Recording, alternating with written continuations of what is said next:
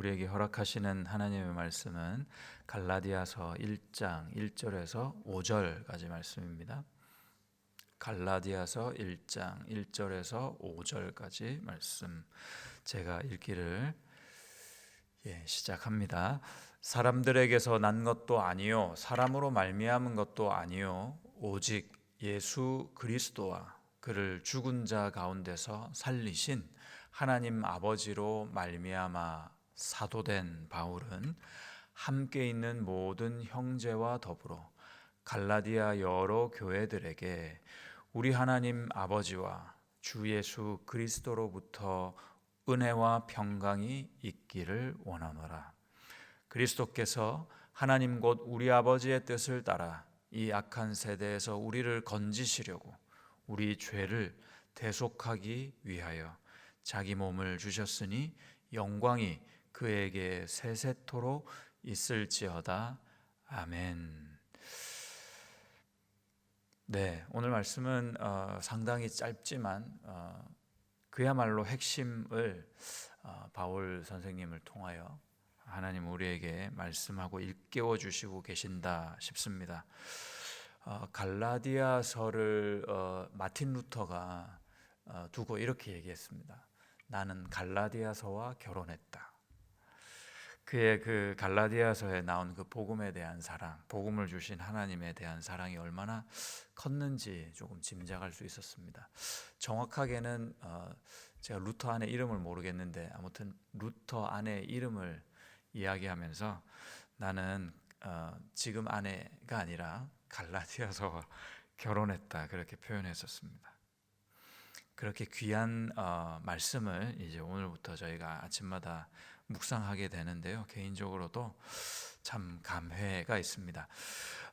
갈라디아라는 지역은요, 소아시아의 중심부에 위치해 있는 로마의 한 주입니다.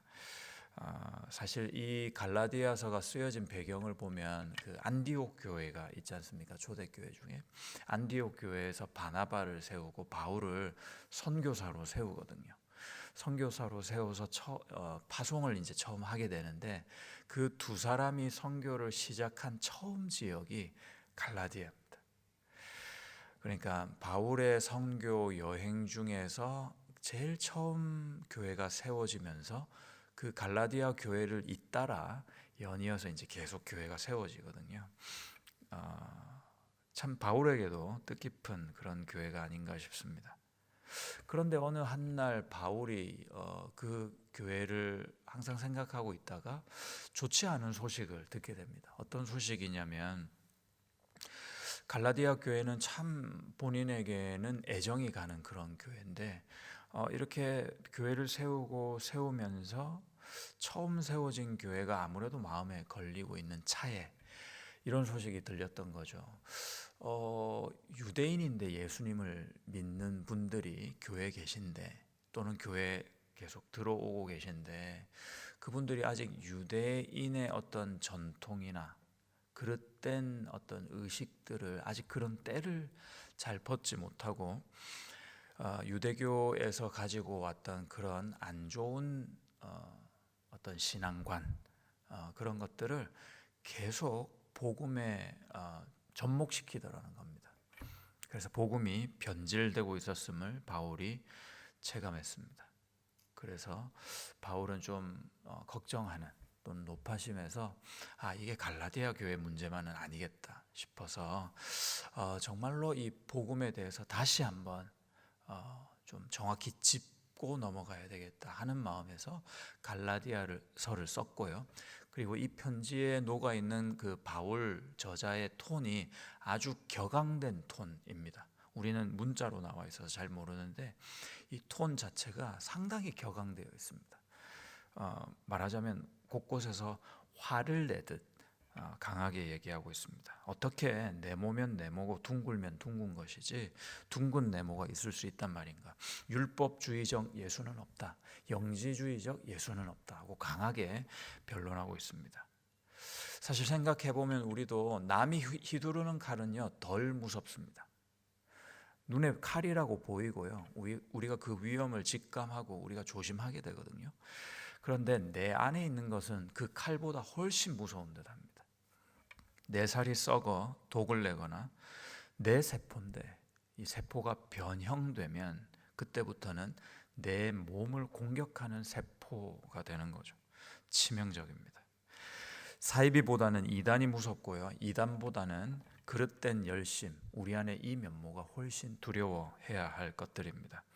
4절을 보시면 그리스도께서 하나님 곧 우리 아버지의 뜻을 따라 이 악한 세대에서 우리를 건지시려고 우리 죄를 대속하기 위하여 자기 몸을 주셨으니, 우리를 건지시고 우리를 위해서 희생하시며 십자가 지셔 자기 몸을 주시면서 우리를 구원하신 분은 다른 것이 아니라 오직 예수 그리스도시자. 그 예수를 하나님께서 보내시고 하나님께서 우리를 사랑하여 하나님께서 우리를 구원하신 것이다 하는 아주 굵고 짧은 그런 복음의 메시지입니다.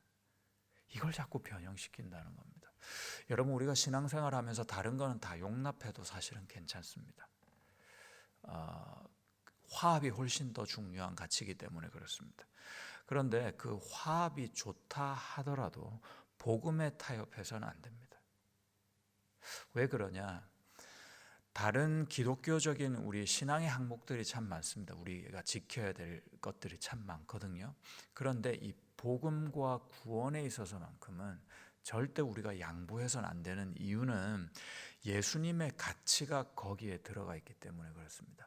예수님이 이 땅에 오셔서 단 하나 양보하실 수 없었던 게 바로 이 복음으로 받게 되는 구원입니다.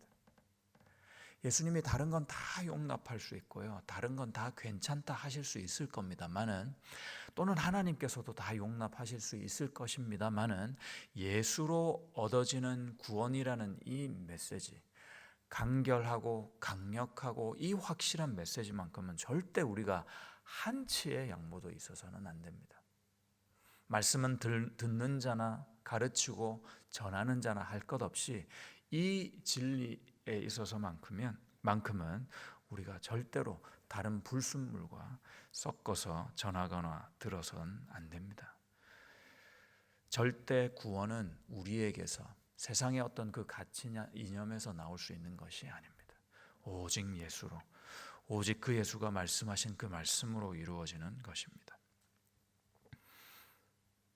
그 어떤 것도 그래서 하나님의 보호하심과 구원하심을 흔들 수 없는데요.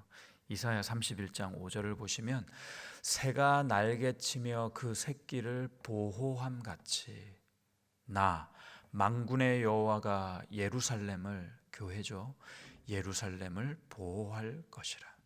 그것을 호위하며 건지며 뛰어넘어 구원하리라 하셨느니라. 그 구원의 은혜 가운데 우리는 든든히 또 화평을 누리는데, 그 화평을 에스겔이 이렇게 대언합니다. 내가 그들과 화평의 언약을 세워서 영원한 언약이 되고 또 그들을 견고하고 번성하게 하며 내 성소를 그 가운데서 세워서 영원히 이르게 하리라. 아멘입니다. 너무 좋죠. 우리가 받은 이 구원과 그 복음으로부터 얻어진 이 은혜는 누구도 흔들 수 없습니다. 제일 경계해야 할 대상은 내 자신입니다. 내 자신을 하나님께 고스란히 온전히 드려서 이 복음을 날마다 깨닫는 그런 마음과 중심이 여전히 필요합니다. 여러분, 맥도날드에 한 번씩 다 가보셨죠? 거기 가면 사람들의 특징이 있습니다. 제가 본 특징은요, 다 웃고 있습니다.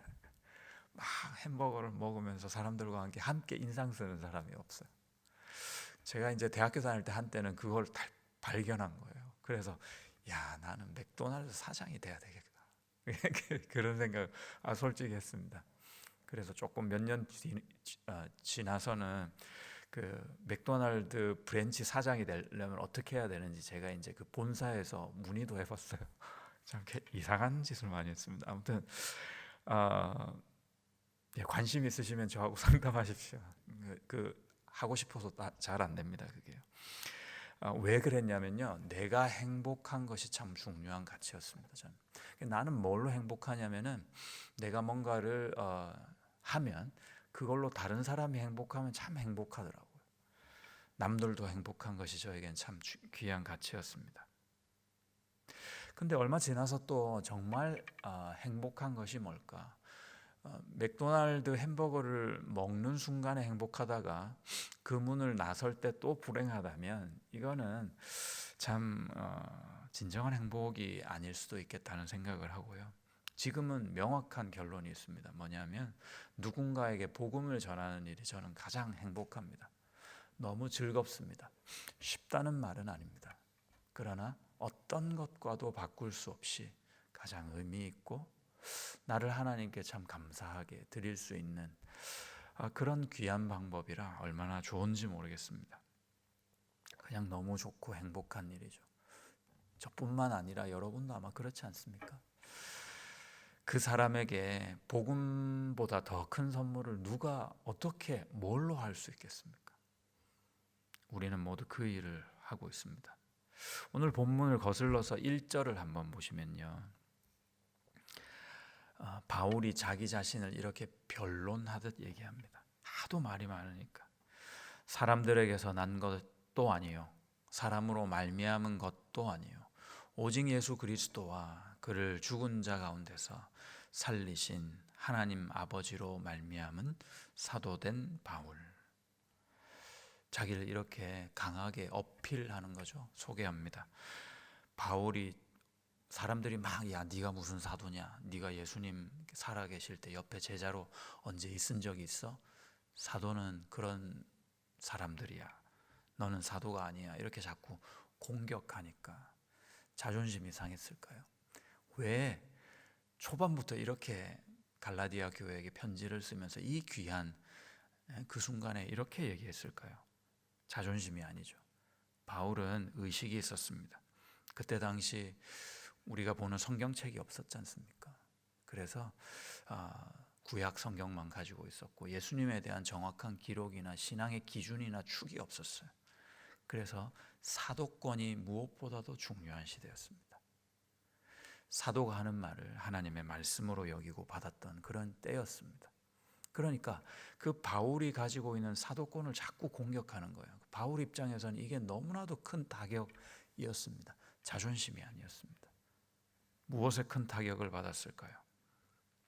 메신저를 공격하면 뭐가 같이 공격을 받아요? 뭐가 약해집니까?